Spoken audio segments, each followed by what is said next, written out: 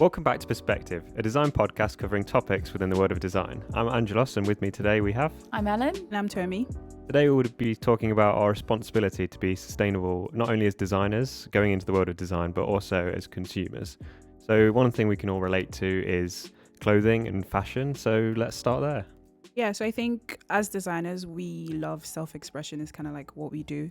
And I think fashion for a lot of the population is self-expression. You know, you can spot your crowd by what they're wearing, which is, I think, the cool thing about fashion. It is a huge part of your identity. Yeah, which is also crazy why I think fast fashion is a thing, or just like trends is a thing, because we stop having that ability to express ourselves, like really fundamentally express ourselves. And I'm not saying like, you know, copying trends means you're not expressing yourself, but I think the sheep mentality of fast fashion is because your favorite influencers wearing something, so now you have to wear it. I'm like, I mean, should we define what fast fashion is to us? What do you think it is? Yeah. Just really quick, you know, quick time production. Quickly produced clothing. Usually, Well, they are. They're cheaply produced, and but they're also cost effective for people as well. So are they? Well, it depends. Are they? I don't think they are, because I break down cost per wear. So I think a lot of people do this. It's like, even if you're spending £1,000 on something, if you're gonna wear it 1 billion times, then cost per wear is like 1p, right? But those Pretty Little things, they're £3, but you'll get £3 of worth out of it, which is one wear. Yeah, that's true. Whereas something else, you can buy Doc Martens and have that for 10 years, but although you spend £150 on that, your cost per wear is still lower than it would be for a PLT or a Shine. Do you get what I mean? Do you think there's an upper limit to sort of how much something costs and its quality? Like, do you think there's a correlation between, so say, what's the max you can spend on a t-shirt to get the best quality, and then at what point are you just overspending for a brand? I think there is. I think there's, you know, when you're buying, like, because you could go and buy like a really nice ethically sourced, you know, hand-picked cotton, amazing t-shirt for £100, or you could go and buy like a Balenciaga one for 700. They're the same t-shirt. Yeah, you've reached the like pinnacle of like, you know, comfort, style, quality, and then you are just paying for the brand on top of that. Yeah, definitely. And I think we forget how much we buy into brands, because it's like, oh, I'm so different, I wear this brand, or I'm so different, I wear, ironically, I'm wearing Supreme, but I'm so different, I wear Supreme, or I'm so different, I wear, I don't know what it is, like Chanel. But it's like, no, you're not. There's like a couple other people who wear the same thing. And I think fashion then comes with style, which I think we're also losing out on in the fast fashion world, because style has a lot to do, back again, with self-expression. So it's like, we could wear the same t-shirt, but I think where we differ is how we style it. Do you get what I mean? So I think if you're following an influencer because they're like, I'm wearing a black t-shirt and these black pants and these black boots, you then end up wearing the exact same. And I'm like, it takes out self-expression, which as a designer just feels really odd to do. So aside from the fact that is, I think, a huge thing, which is the lack of self-expression that fast fashion brings, because, you know, they're pumping out the same things, the same outfits, everyone's wearing them left, right and centre. I think the big things are workers' rights. You know, the fact they're shipped, you know, from China, most of them, they come a long way, they're not made here. What else would you say the big problems? I think just like low quality materials. Because I feel like you have to actively source low quality materials, because no manufacturer is making a material thinking, I'm going to make this as bad as possible. So you have to go out there and source low. It's the same way I think you have to go out there and forcibly like source quality materials. But usually the stuff in between is fine, right? But I feel like in order to find cotton that's that see-through and that like you wear it once, it's quite a challenge, isn't it? Well, maybe it isn't cotton, maybe it's sort of plastic polymers, which is another thing entirely. It's just, but why go through all that hassle to make it only last 2 weeks? I think one of the big things is the accessibility of it. It's so easy. It's so easy to buy. There's so much to talk about. Would you say that's another issue, because it's sort of like a misconception that you think it's like a new trend, and whatever, but really it's like everybody's wearing it. It's not expressive, it's just the same as everything else. It's the exact same stuff. You can look back through last summer, everyone's wearing the exact same stuff, the same print, the same style. You know, you like it for honestly 2 weeks, and then when you know Pretty Little Thing tells you no, that's not cool now, this is cool, you're like, ditch that, I'm on something new. But everyone's doing the same thing, we're all in the same cycle. So it only lasts a few weeks, whereas before people would buy clothes and they would last them months, years on end. Yeah, so I think from what I know from my own interest in it is that the traditional fashion sense of, you know, of creating clothes is that there's 4 seasons. That would be, you know, for the big fashion brands, they would have 4 shows, 4 collections, and that's it. And I still think that's quite a lot. Yeah, same. It is. Which is a lot, but that's like traditional. 4 sales. Yeah, that's the traditional way of doing it. And now I've seen somewhere, I think it's like companies like Pretty Little Thing, Misguided, Boohoo, who are actually all run by the same company. Yeah. So they're all just under the same family name, you know, big brand. They can go from like paper to being on the store website and being purchased in the space of like 1 week. And that goes from like, they see an inspiration, so someone high-end designs something, then they can get their own designers to do that, find the fabric, source it, you know, cut the fabric, you know, find the fit, change it, alter it, get it on the website, shoot promo pictures for it, have it in the warehouse in like 10 days. I think also we have to give them credit. I know it's a bit weird, but that's really efficient. That's an efficient production line. Yeah. Like if I've ever seen one. But the bad thing is what we end up doing is that we end up telling people you need 5 pairs of jeans every season. You don't. Yeah. Like if you buy quality jeans, your jeans can last you a couple of years. Yeah. And even if you are buying the Levi's and I can't think of any other quality brands, or Patagonia. the Japanese brands with, what did you say? Patagonia. Oh yeah. Or you're Just investing in them. There's loads. Then, you know, you're getting your money's worth. And I think also, sorry, I'm going back to style again. Style is what dictates that you can wear the same t-shirt for 10 years. And I think we've lost the ability to be self-expressive in that way, because you can own that t-shirt, but because you're not necessarily, I don't know, taking your style from someone, your t-shirt can be worn a billion ways, which is one thing I try to do, like on my personal social, which is like, you know, buy less, wear more, which I think a lot of people should just get into. So even if you are investing in fast fashion, can you stretch that? Can you invest in a nice t-shirt? Maybe it is cheap, maybe it is like low quality, because there are socio-economic differences between saying, you know, don't buy fast fashion, and it's like it's a privilege to say that. Yeah, definitely. That's a huge thing. And also not even just in terms of finances.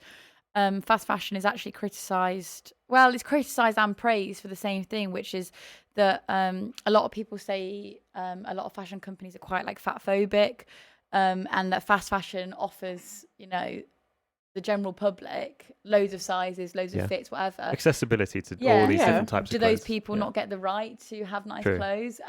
But then at the same time, you look at their campaigns and they're only showing a certain person, they're showing a certain type of person. So it's funny how, you know, the fast fashion companies are criticised and praised in the same way. Yeah. It's a good point, because like Tomi's saying, you have sort of, if you want to be self-expressive, it's maybe good to have pieces in your wardrobe which last longer, but they tend to cost more. So if you have one really nice jacket, one really nice pair of jeans, and a few really nice t-shirts, and you can mix and match them and create your own style with that, but it costs a lot more to begin with.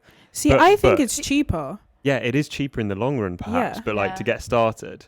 But then I think that's the wrong. We have the staples. wrong attitude as society that we go, I now need a new wardrobe. I've decided I only want sustainable, high quality things. I now need to go and spend £800. No, you don't. You curate things as you go, and that gives you a style, because aren't you doing just exactly what the fast fashion people are doing? If you're going out like tomorrow, this is my new style, I'm gonna, you know, all you're doing is spending a whole lot more money. Yeah, I think the most sustainable thing you can do is just not to buy more, even if it is sustainable, even if it is ethical, even if you don't need it, just don't buy it. And I think that's the most, like, whether or not if it's fast fashion, whether or not it is the most ethical sourced cotton, that process still needs electricity. That process still needs to get transported, even if it is from, you know, Birmingham to Nottingham, it still needs to go somewhere. So I think even if you are buying the most, like talking about, you know, those brands who are like speaking, I think Everlane is one of a really good sustainable brands, and their packaging is also doing sustainability. I'm like, just don't make packaging. But what would you say to someone who says that, can't you? Because something I struggle with is I was a huge fast fashion, Consumer. Yeah. I was a huge fast fashion consumer, massively up until I would say it got to like lockdown. And then I was at home. I stopped buying clothes because for the first time I wasn't doing anything. Yeah. Okay. So it kind of got me in. I was like, why am I doing this anyway? Because I don't need it. I was just in that kind of loop from going out at uni and like all these things. Life paused and I realized actually I don't need this. And then I started to realize, I didn't agree with it ethically and in terms of the environment. But I also love expressing myself. And I think I spoke to my family a lot about this. I found it really hard. Where's the middle point between I don't want to give up something I love, which is like something creative, and especially as designers, you're right. Like, I love this. I love getting up and being like, oh, what am I going to wear today? What makes me feel good? But then at the same time being like, I had this guilty conscience that I was, adding to this huge problem. But then I really, really got into buying things secondhand. And then I'm like the number one eBay. I could spend hours on it. And something I think which I've been doing is buying sustainable fashion secondhand, or buying expensive brands. Like this t-shirt retail would have been like 110 quid. I got it for like 30. That's a great So I've got option. the quality of the high brand without spending the money, and it's also secondhand. So someone save the planet. Exactly. And I feel like what we need to do is not do things all at once. Just take it as it comes. Yeah. I think definitely advocate for that. Yeah. I think it's a great middle ground to getting access to those high quality clothes that are sustainably made. And I think it actually works against the fast fashion model, which fast fashion is so like, go, get this now, buy it now. It's going to go out of stock because if you don't buy it now, in 2 weeks, it's gone. Yeah. And I think we need to be like, chill out. Like, say if you're like, I want a green jumper, that might take you 2 months to find your perfect green jumper secondhand, but take that time. You'll probably end up with something you like more. It's better for the environment, and you can wear forever. Yeah, and you stop acting on impulse. Yeah, I think that's another thing as well. It's like you want a green jumper, you don't really like it that much, but it's a tenner. So it's like I don't think we're forced to think about our decisions anymore, because it's like if you're gonna buy a jumper for £50 to £100, and I actually have to think about, do I like this?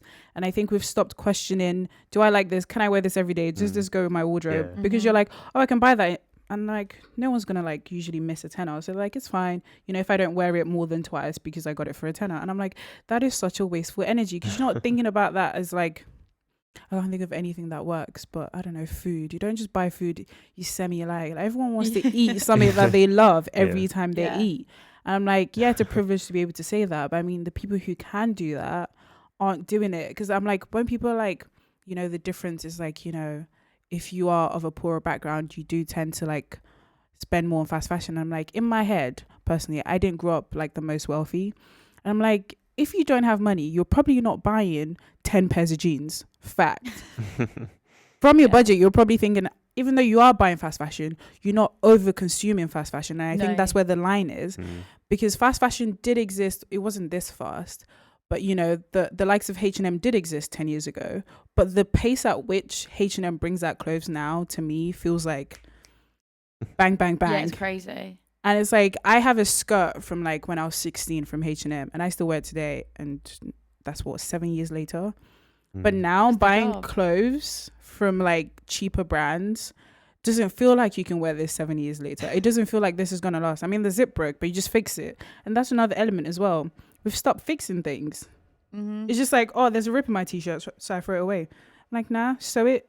I'm going to give myself some self-promo here. This is exactly what I'm doing for my project now, which is I found some really interesting. So I'm obviously really interested in sustainable fashion, and I wanted to do a project on it, but I felt like the market was already really not oversaturated, because it's not a bad thing, but there's so many sustainable fashion brands out there now. But something I noticed that isn't being done is sustainable footwear as much. And the big problem is that trainers, your average sneakers, day-to-day trainers, not sports shoes but kind of fashion trainers, they can't be fixed. And that's because the way they're made, the processes, the glue, the stitching, everything, they've been made to a way that once they're worn down, you can't separate them. And so it's just, I couldn't believe it's just the most wasteful thing ever, because not only are they poor quality materials and you wear them out after a few months, you know, you can't use them again, and so you're forced to buy a new pair, and it's actually put a lot of like traditional shoe cobblers out of business, because we don't wear work shoes anymore, especially after COVID and everything.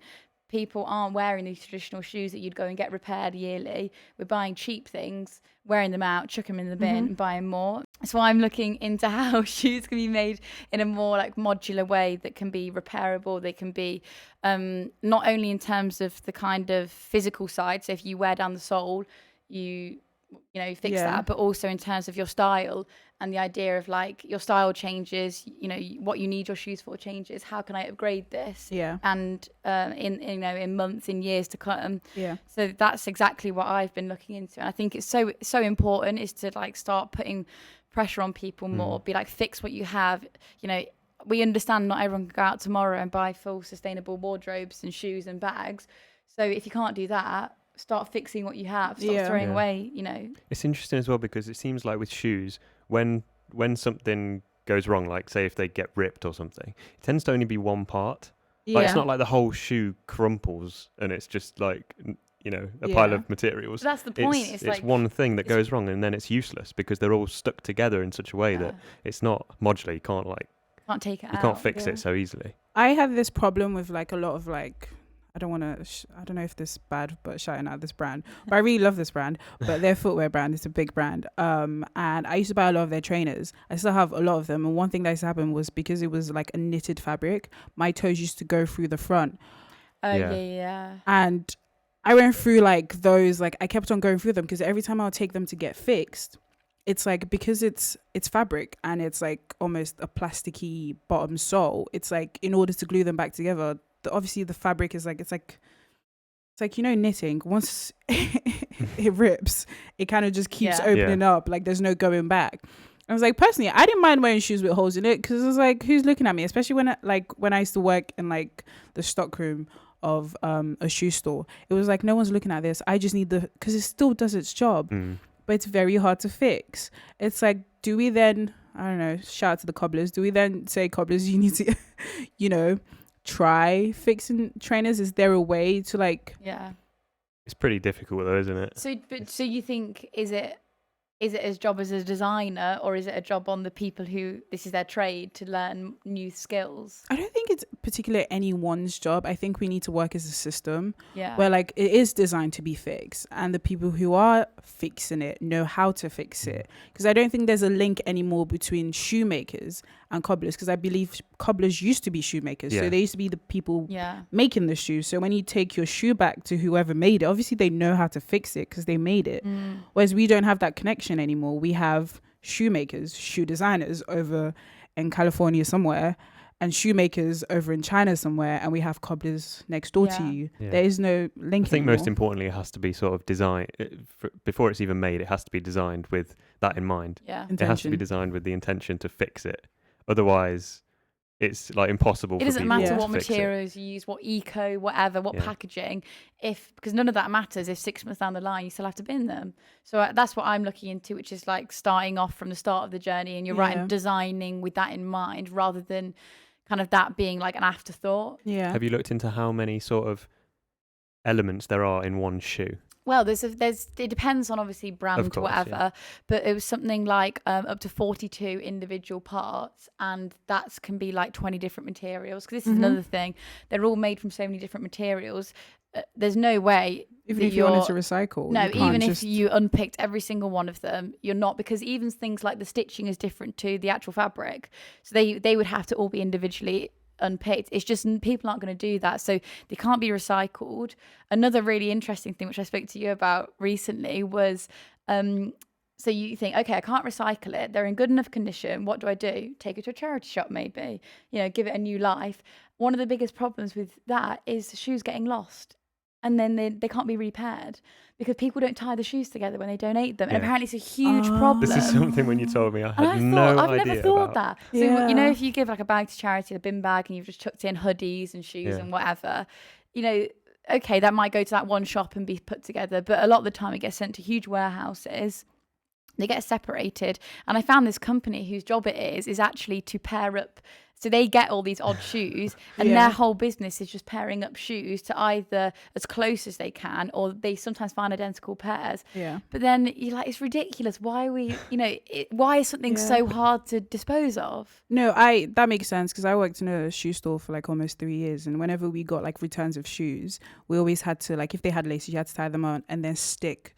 So a sticker that goes across both shoes, so they would secure both at the bottom and at the top. But now that makes a lot of sense, because when it goes to the warehouse, it's like you have a set, you have a pair that they can either decide to throw away or but the general public don't know that. Yeah, I feel like that's something as a consumer you just would never think of. You'd be like, oh great, I'm doing my bit, I'm taking it to like the bin to sustainably get rid of it or whatever.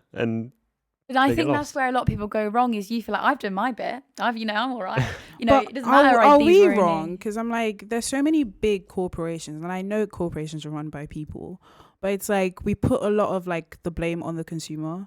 Yeah. But it's like, we're only consuming what they're giving us. If you don't give it to us, we're not going to consume it. If PLT decided we're only going to produce every 5 weeks, what are we going to do? No, for real, what are we going to do? But I think like... the ability to make so much money drives fast fashion. The fact that you can churn in, it doesn't matter if you take a loss on last season, because next season is next week, and you just keep going, and money's just getting made. And I get that. But then it's like, I think it's up to the businesses to just decide, we are making the planet a worse place.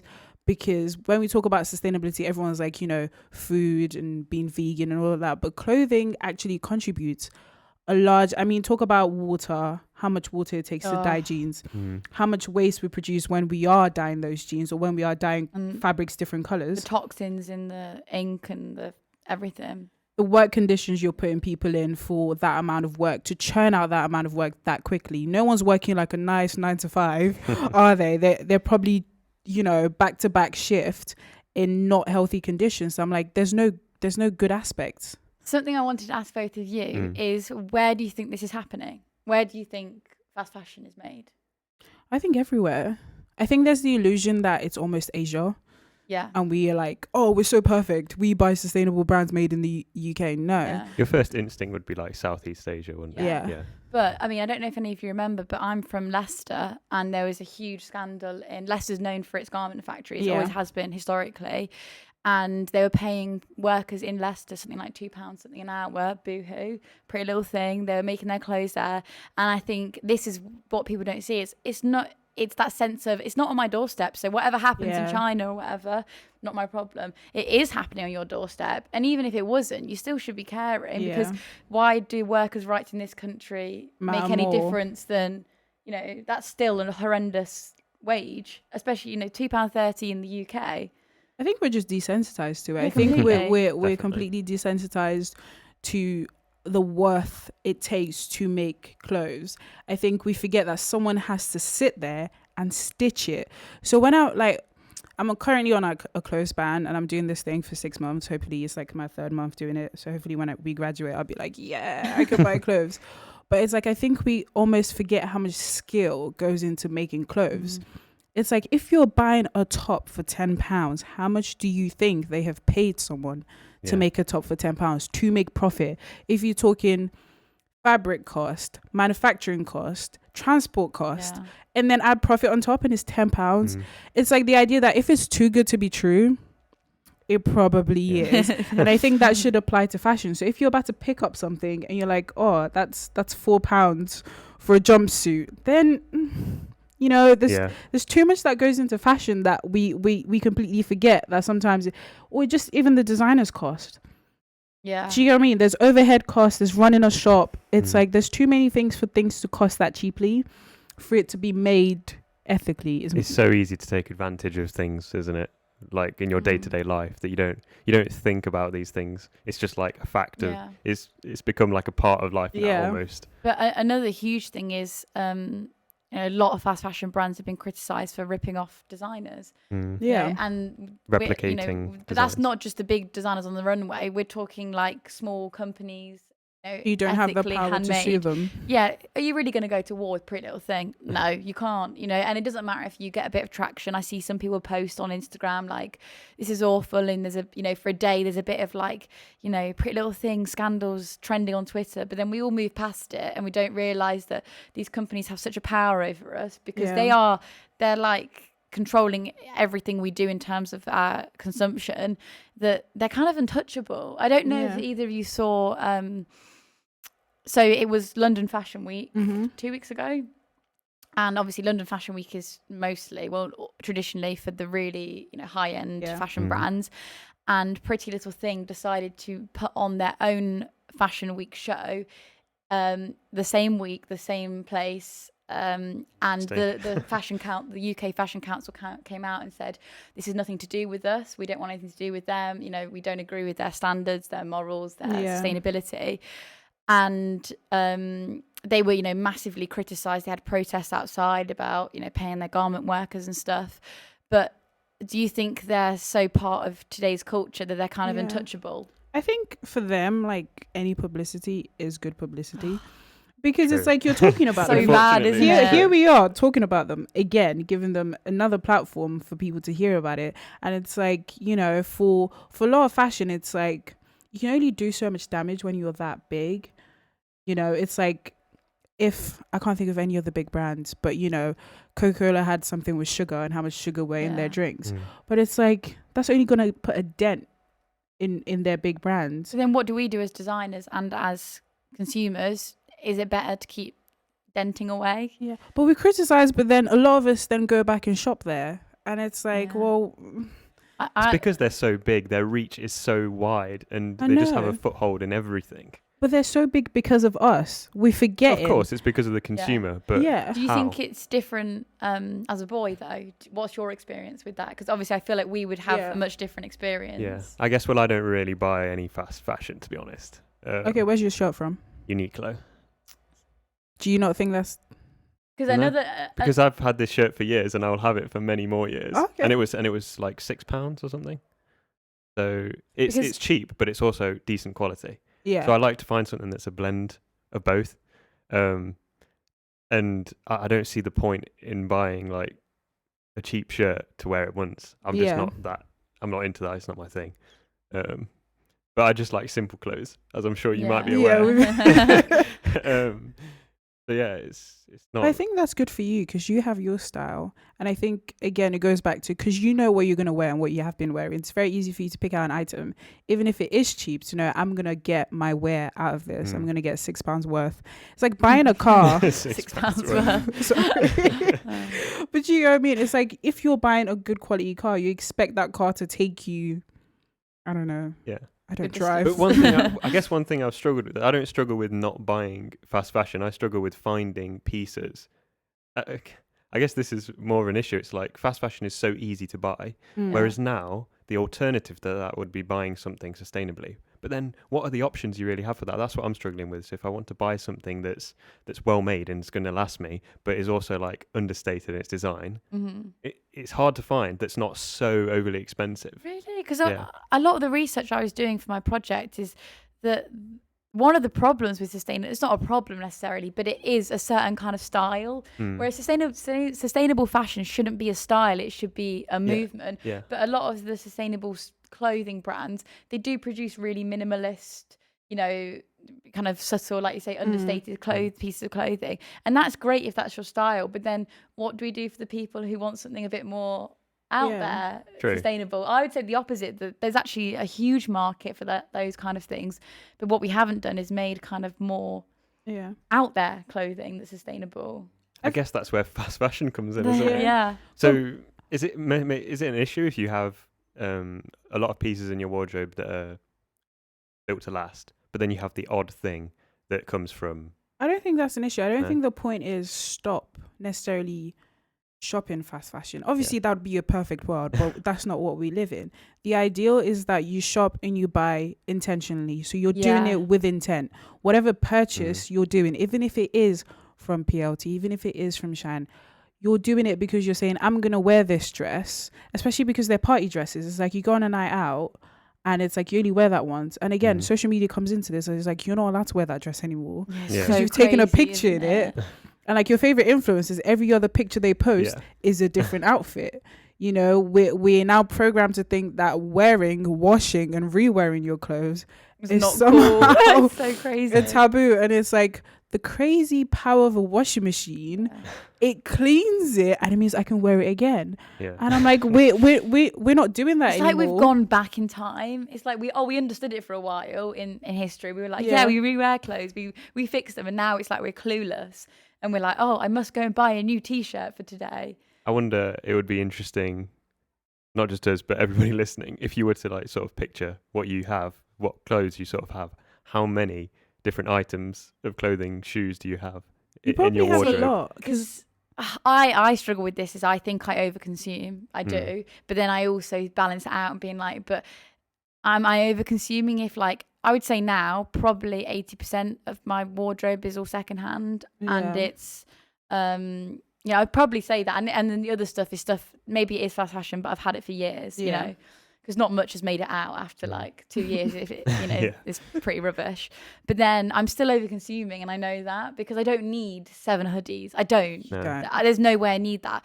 But then in my head, I'm kind of justifying it like, oh no, but someone's already bought that, so I'm not adding to it. So I think it's not as simple of an answer as just stop buying. That's interesting. If they're predominantly clothes you bought secondhand, I don't think it's as big an issue as it would be if they're all new. It's still over. It's still over consuming. Yeah. But where you're sourcing those clothes from, like they were sat in a secondhand store somewhere. Yeah. They're not being produced just to be shipped to you. Yeah, see, that's how I balance it in my head, and I think there's this really hard middle ground of finding like between your personal style and creativity. And the truth of it is that clothing gives you, happy endorphins. It does. It gives you that boost of confidence. And if that's the difference between you going in and feeling really good about yourself that day, who am I to tell you not to do that?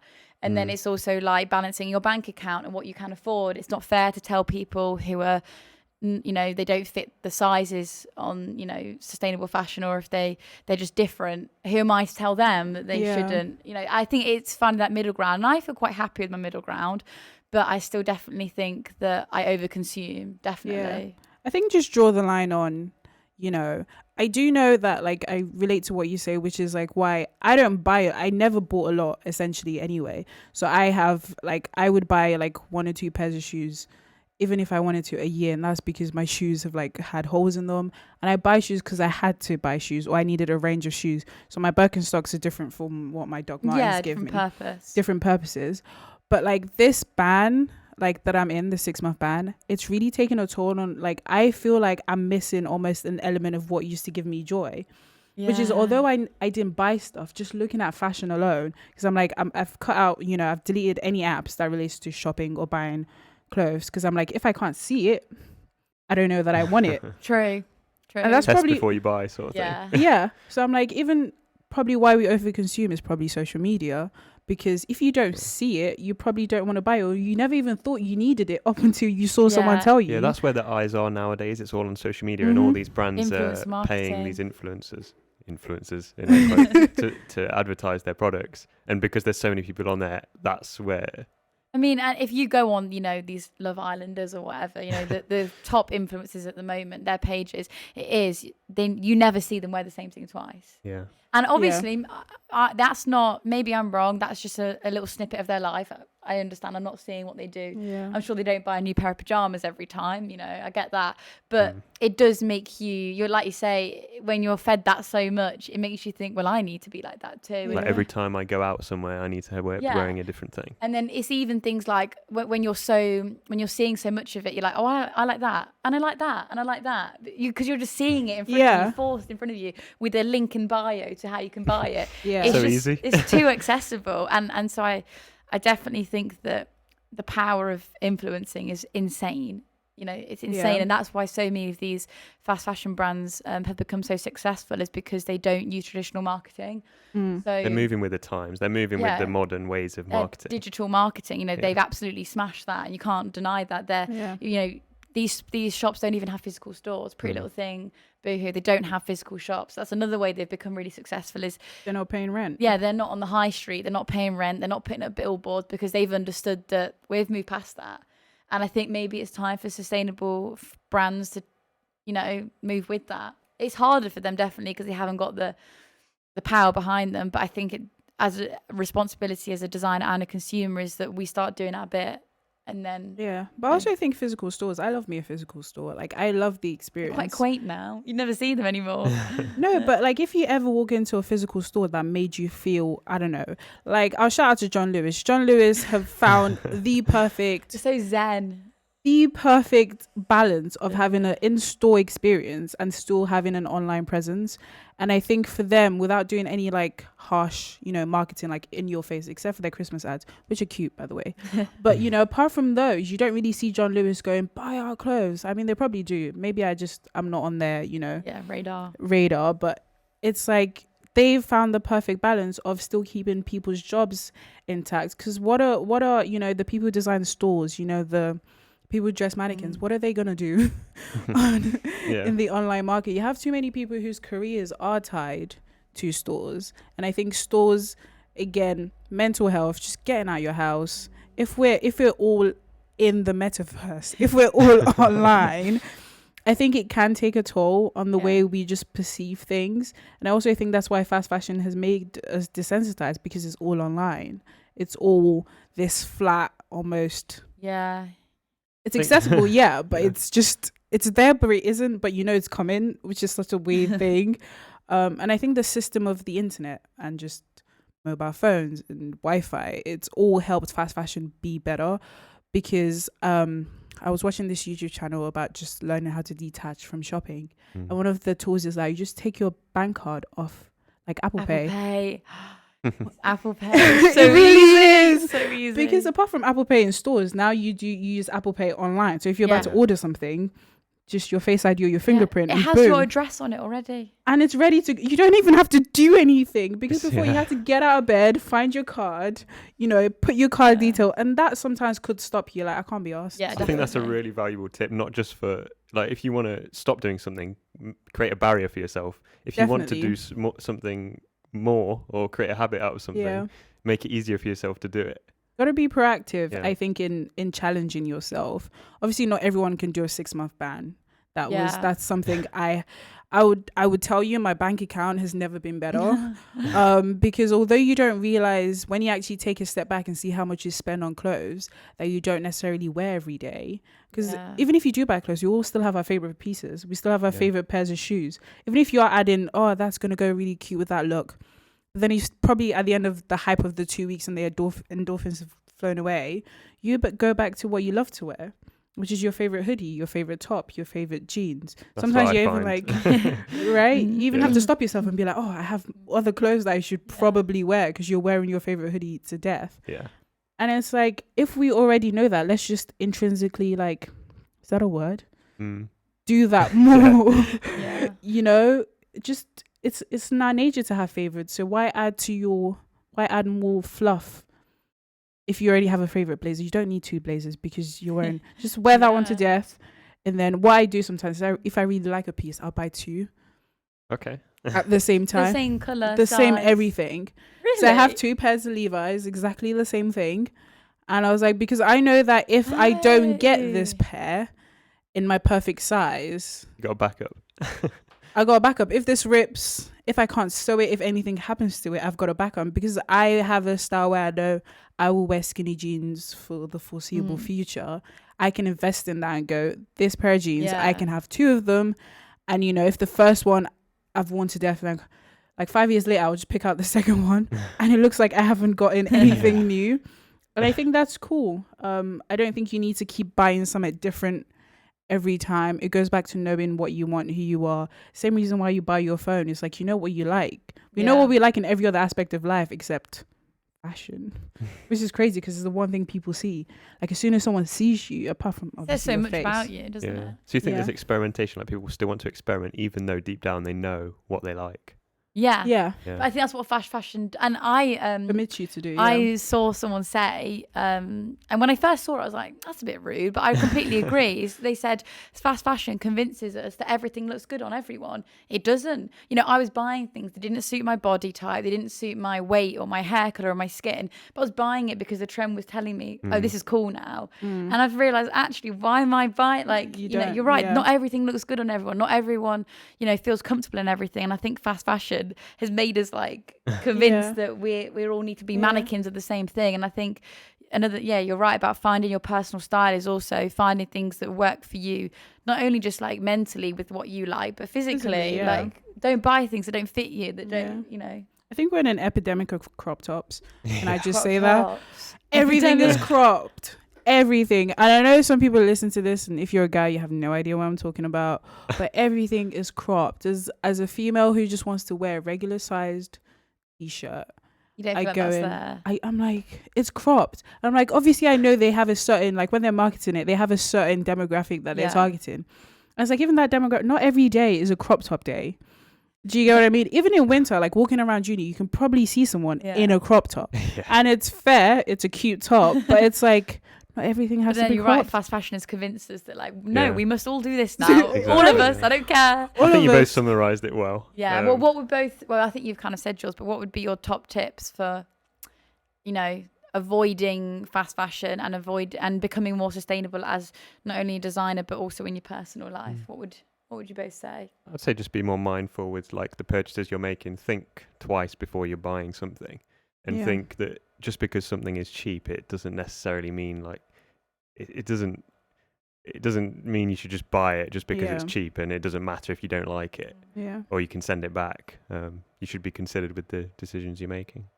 I think even if it isn't cheap, if you are a billionaire, and if you can still be over consuming. Yeah, definitely. So I think even if you can afford something, you don't have to buy it. Don't buy it. Like even if you just got, you know, your paycheck in and you can't afford that Balenciaga shoe, do you really need that pair of shoes? No, you don't. You can probably survive and live with it. And I'll take you back to, sorry, I know this is Fila disruptors. There was a time, oh Jesus, when Fila disruptors were like everywhere. And that wasn't necessarily fast fashion, but you can see how just marketing can make from 25-year-olds to 12-year-olds just wear and look exactly the same. And they brought different color iterations out. And I worked in a shoe shop so everyone that came in, Fila, I want this, I want that, I want this, I want. It was the same shoe over and over again. Have you seen any Fila disruptors? Well, I wonder where they all are now. No, they're lost. They're all separated. They've been separated in a warehouse. I think that's the point, isn't it? It's like all this stuff is created and you see it everywhere, but then all of a sudden you don't. Where does it go? That's what I mean, and that's what I think I'm trying to do as a designer is consider not only just, I think we're so sometimes, I don't know if it's just the way we're taught or like the way we learn, but we're so kind of material driven of like, oh, this will make it good because this is sustainable. But it's like, you got to think about, you know, everything from the lorry that moves it to the end of life. Where does it go when you don't want it anymore? Whether that's your laptop, your phone, your shoes, your trousers, like where does it go and how can it be disposed of in a way that is responsible for the environment? And I think as a designer, that's what I really want to, I think that's kind of where I want to go. Yeah. I think we just need more emotional connection to items, and I'm not saying fall in love with your and I love those leggings. But just more things that, like the teddy bear you didn't want to throw away, there's a reason that it has like it pulls your heartstrings. So I think we should just develop that with more clothing. So you're buying this item because I really love it and it's gonna make me look better, and not you know, it's £3. And even if it's £3, wear that £3 to death. But I do think we need to be more proactive. I also think emphasis on companies that are producing need to be more proactive in the way they market to us, in the way, like, you can make money. Everyone can win from this sustainable. Like, what's the point of all of this, the planet going and going downhill? No one benefits from that. Even companies, it's a joint effort. So I think we both need to work together in sync, you know, from the tailors to the cobblers to the head of whatever, the CEOs to the consumers to the designers. We all need to work together to just create a new system that isn't so driven on materialism and just one where I think you've done well to wrap it up there. So yeah, we should probably you. we should probably call it for today. And thank you for watching. And we'll see you in the next one. Thank you. Bye.